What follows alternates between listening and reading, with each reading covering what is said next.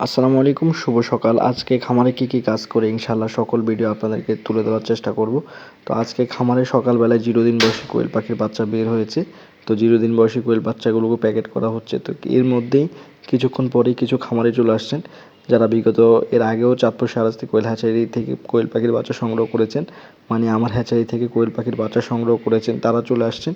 তো তাদেরকে কিছু পাখি দেখাচ্ছি এবং কি যারা রিয়েল অথেন্টিক ময়লা পাখি দিব, তো এইগুলো কিন্তু খামারিরা নিয়ে যায় চাঁদপুর শাহরাস্তি কোয়েল হ্যাচারি থেকে।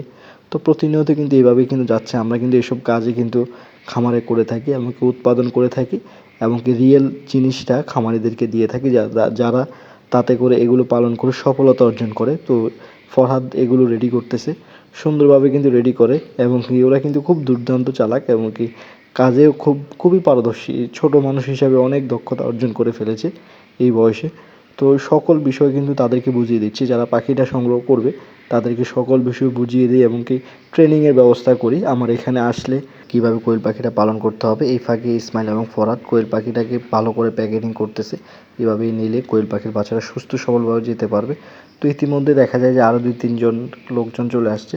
তো তাদেরকে সময় দিব ইনশাল্লাহ। এই ফাঁকে যেই খামারিরা আসছিলেন ওনাদের কোয়েল পাখির বাচ্চারা রেডি হয়ে গেছে এবং কি তাদেরকে বাইকের মাধ্যমে উঠিয়ে দিয়েছি সুন্দরভাবে প্যাকেটিং করে, যাতে করে কোয়েল পাখিটা সুন্দর মতো যাইতে পারে এবং কি হুন্ডা দিয়ে যখন এগুলো নিবে যাতে করে ঠান্ডা না লাগে, এই ব্যবস্থা করেই কিন্তু সুন্দরভাবে প্যাকেটিং করে দিয়েছি।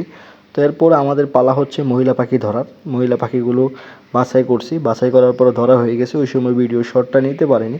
তো এরপর ওই পাখিগুলোকে বের করতেছি।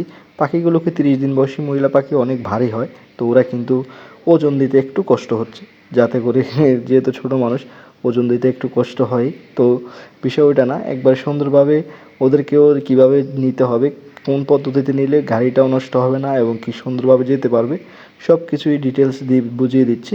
এবং কি গাড়িটার মধ্যে সুন্দরভাবে বেঁধে দেওয়া পর্যন্ত আমাদের দায়িত্ব থাকে। তো সুন্দরভাবে বেঁধে দিলাম।